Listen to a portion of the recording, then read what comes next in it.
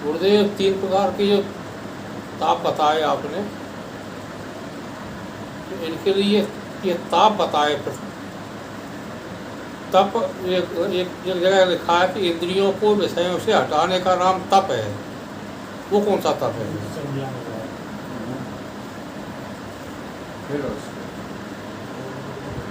अभी जो है आपको 3 तप बताए और उनके साथ चौथी बात जो जोड़ी थी वो आपने नहीं सुनी।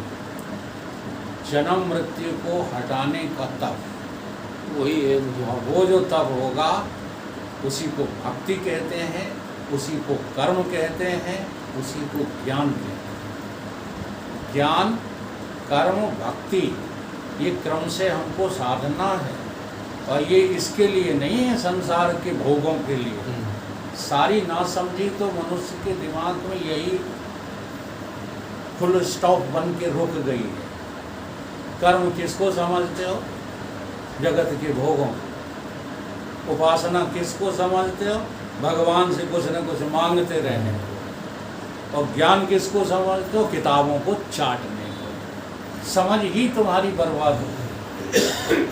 न तो ये कर्म है, न ये उपासना है, न ये ज्ञान। और वेदांत क्या कहता है? वेदांत कर्म, उपासन, ज्ञान का मुझ आत्म में भंडार। क्रम से साधो तीनों को, क्रम से।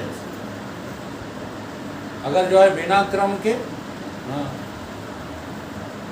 आपकी स्थिति तो है काय की, कर्म की साधना की, और तुम लगे काय में हो, ज्ञान की साधना में सफल नहीं होता।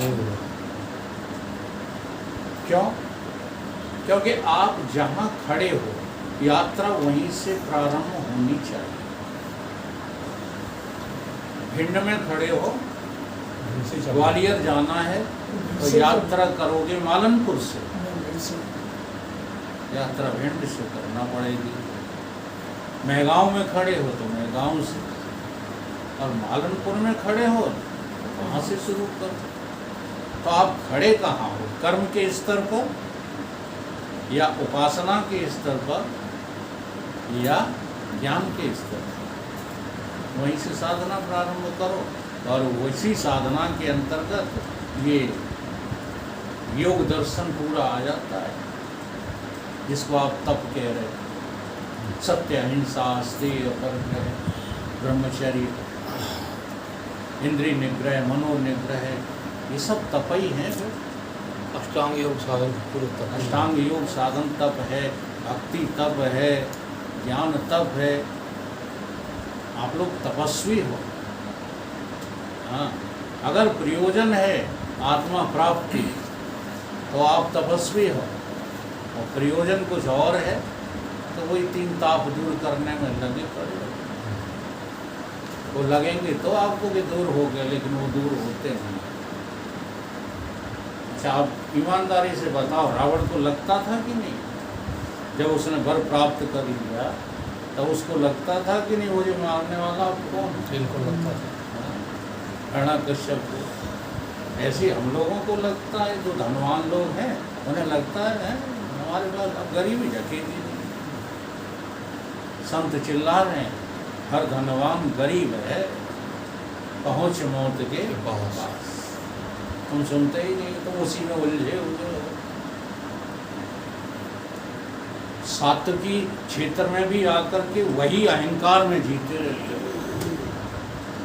स्वामी जी परमानंद जी हमारे दम पर आए थे पुण्य बेवकूफ गौतम, उनकी कृपा वही तब आए, किसी की दम पर नहीं आए,